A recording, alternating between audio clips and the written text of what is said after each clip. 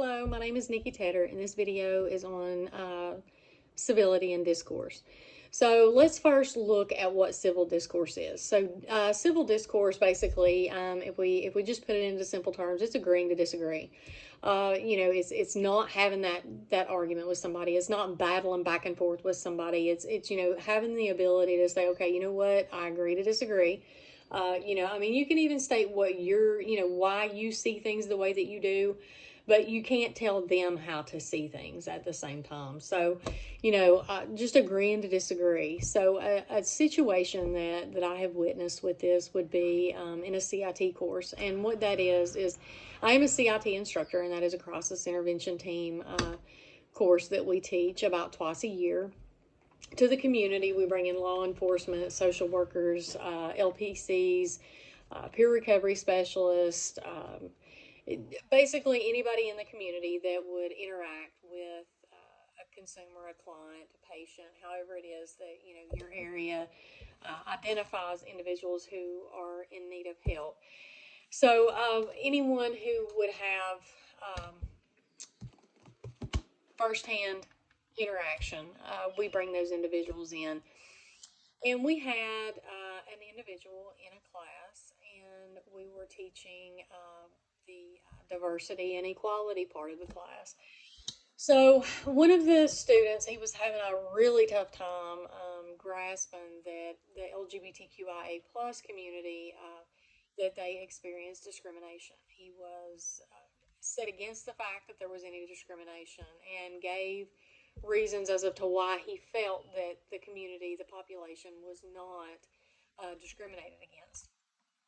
Now, the instructor who was teaching this portion of the class handled it very professionally and broke it down for him, and explained to him, where the discrimination and the prejudice comes in at, within this population. Um, this individual, the student, just absolutely refused to agree, or to even see, not necessarily agree, but to even see that there were any amount of discrimination whatsoever at all within the LGBTQIA plus population. So, the instructor at that point, he had, at that point agreed to disagree, explained to the individual, hey, I understand that, you do not agree with my viewpoints. I don't agree with your viewpoints. This is why I feel the way that I do, and you are entitled to your opinion. So, at that point, the student also agreed, that he did not agree with the same viewpoint as the instructor. And, he agreed to disagree. And, the instructor, however, did put out there to the student, he said, hey, if you're willing to hear more about this and to learn more about it, I would be more than happy to provide you with resources, with information, with any amount of education that you would be willing or want to receive. And the student did. He did step out there and say, yes, if you can provide me with this, then, I would be willing to look at it, listen to it, read into it, whatever it may be. So, these two individuals, they agreed to disagree, and it was a very civil outcome versus, screaming and people losing their tempers and things like that. And so, with the mention of that, I think it serves to bring, this to the top as well. Whenever we disagree with someone, that disagreement should stay within the civil discourse. Because if we start trying to be forceful with our opinions, if we start trying to be forceful with education, that individual is going to shut down. They're not going to want to hear anything that we're saying. We're not going to be able to teach at this point because when someone reaches that level, of feeling like they're someone's trying to force something on them or something like that, they shut down.